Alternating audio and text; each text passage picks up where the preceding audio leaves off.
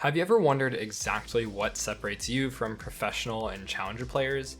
It can definitely be difficult to tell sometimes, as the intricacies of League of Legends are often just not talked about as much as they should be. Today we're going to be breaking down jungling and talking about the small things that you just might not notice even after years of playing. We'll be going through several levels of gameplay to highlight the differences between low and high elo, spanning from bronze to challenger. So let's get right into it. Jungling is an extremely broad topic, so I'm going to narrow it down a bit to just focus on some skills regarding ganking and skirmishing in the early game. Starting off, let's look at a student of mine who is relatively new to the game and currently in bronze. He's aiming to go towards top to gank a very low HP overextended Teemo, and recognizing these sorts of ganks is relatively straightforward since you have two very obvious signals that it's going to work out. They're pushed up and low health. But he's going to make a couple of mistakes that barely allow Teemo to limp away here. This clip demonstrates weaknesses in a few things: hiding information, choosing gank and approach angles, ability usage, and movement. And these are the core ideas that we can see major differences in as we go further up the ladder. Let's look at where he's clicking at the beginning of this gank. His mouse is right on top of Teemo, which if you're trying to kill him, is not what you want to be clicking. While the shortest distance to your opponent is a straight line, which means clicking them would make sense, this is only true if your opponent remains stationary. Since our target will assuredly be moving, we need to look at where Teemo is currently running to and try to cut off his escape path. Otherwise, we're going to end up having to chase like this, which will reduce the amount of damage we can do to Teemo and also will place us behind him instead of in front of where he wants to go, which is where he's going to escape to. This sort of pathing during a gank is extremely common in lower elos, and ruins a lot of plays, as we can see here from a different game. Notice where Lilia's cursor is placed here, just in front of Nami. Now watch as the gank plays out. Even with a follow-up flash, Lilia is unable to land any abilities and Nami and Varus get away.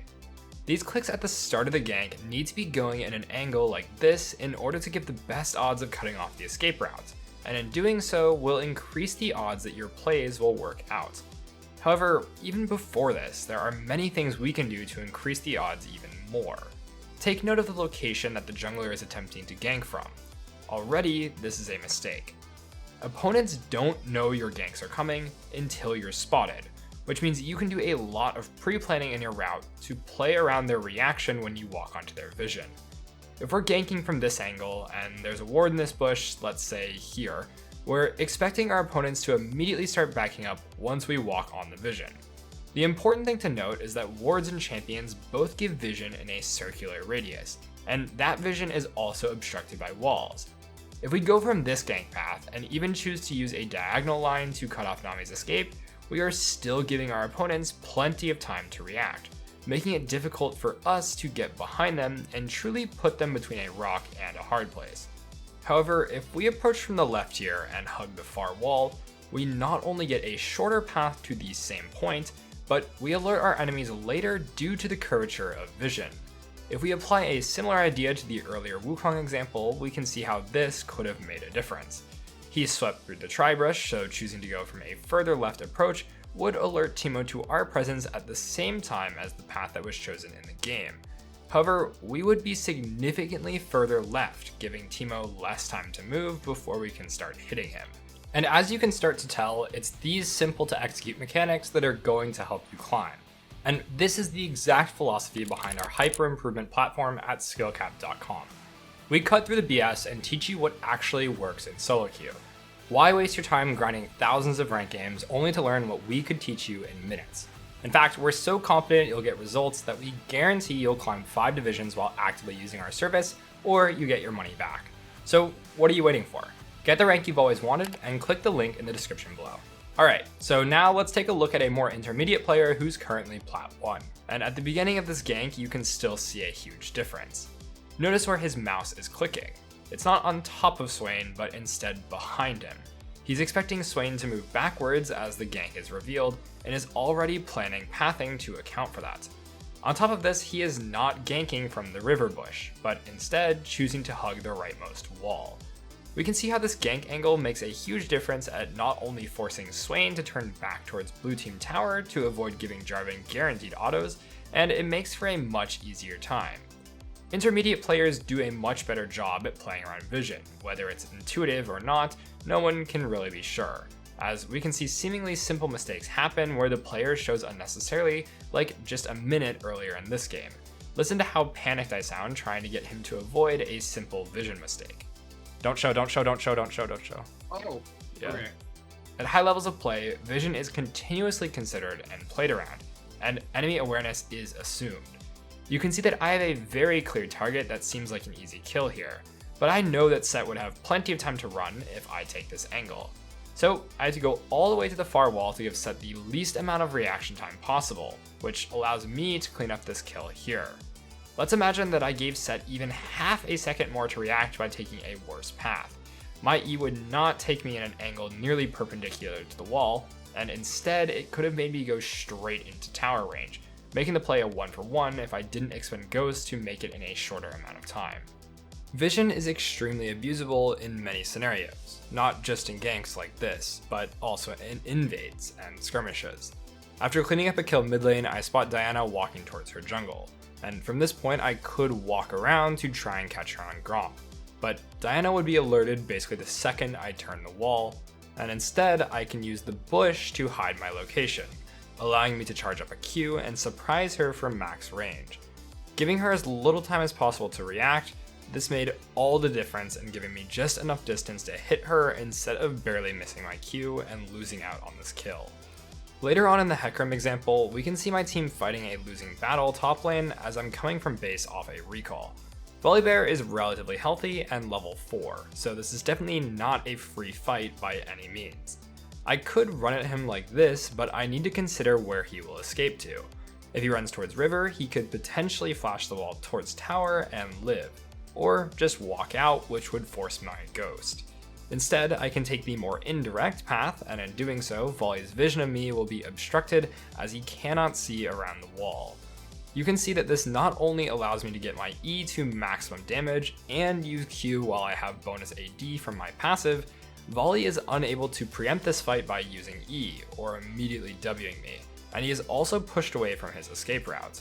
I'm constantly moving to be on the side that he wants to escape to, which means he cannot run. This is something that should be thought of even in longer skirmishes. I can auto attack and hit someone from a large amount of area around their character, but that area is not all equally good. As I'm going for this fight, you can see that my target is the low HP Yorick, but there are 2 more members of this fight that I want to deal with after him. I could just run at him here and kill him as fast as possible, but killing him as fast as possible is not the goal, it's to win the overall fight. You can see that I go behind him first and push him towards the rest of the fight to make sure I'm closer to it once this short kill is over. I need to stay above him to cut off his escape route, but as soon as that's over, I can move on to helping with the rest of the fight. I approach Volley to clean up, but I notice something very important here. Character models in League of Legends directly tell you where someone is clicking. Volley's best escape route without using some sort of dash would be to turn the corner and head to tower, in which case his model would be facing down. However, since he is directly facing the wall, I can immediately know that he is opting for a different choice, since he would be walking straight to a wall here. Because of this recognition, I can immediately move to cut off his escape path by preemptively walking around the wall now, so that I can actually get the angle to get behind him and push him towards my team instead of towards his tower. None of this would have been possible if I hadn't pushed Yorick towards the rest of the fight earlier, and also had I not recognized Volley's escape path when I did. The margin for this play was just extremely slim. This sort of movement is not done by lower level players, and in a coaching session with another player, you can hear me going over this exact idea, which causes him to miss a kill here. So you auto, you Q, and you see how he's already walked away all the way over here, where you should be basically like right here next to him. But you see how in between all of your autos here, you stop to auto, and then we do not immediately cancel it. So we auto here, and then you see how your mouse like keeps clicking him, and look how far away he walks from you. The second your auto attack goes through, you need to click behind him. On top of this, bad ability usage makes you lose out on kills like we saw in the Wukong example. For longer cooldown abilities, you aren't going to get multiple rotations of spells off in a gank. It's very common that abilities will only be used once, which means it's not important to use them right away as long as they're used. In this case, he presses E as he is already very close to his opponent and could have just Q'd and autoed. Using this E here means he is incapable of gap closing again, which loses him the kill.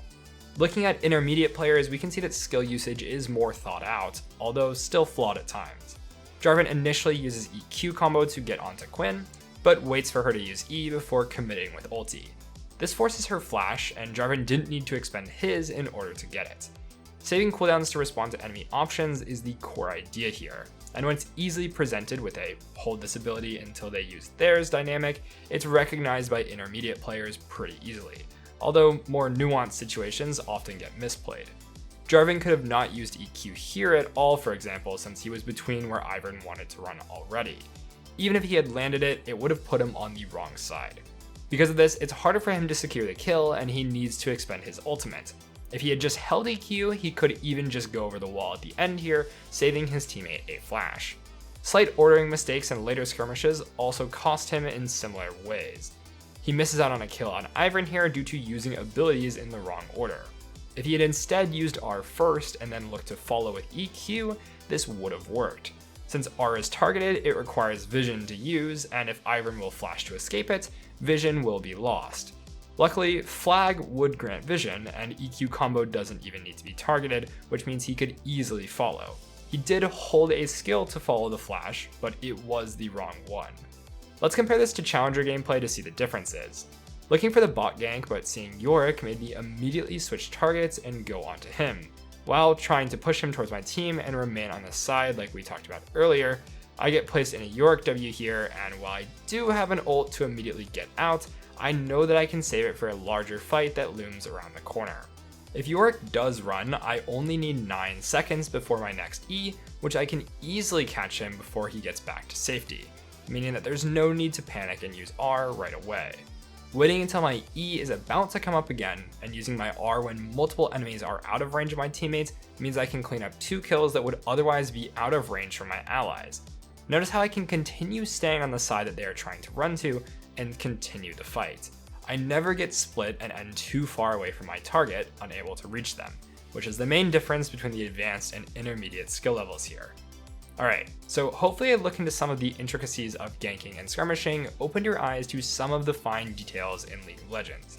Mastering these concepts will absolutely take you to the next level, and I hope to see you all in the advanced bracket someday. And as a reminder, this guide was just a taste of what you'll find at skillcap.com. If you're serious about improving and want to rank up fast, then check us out, link in the description below. You have nothing to lose as it's a risk-free with our rank improvement guarantee.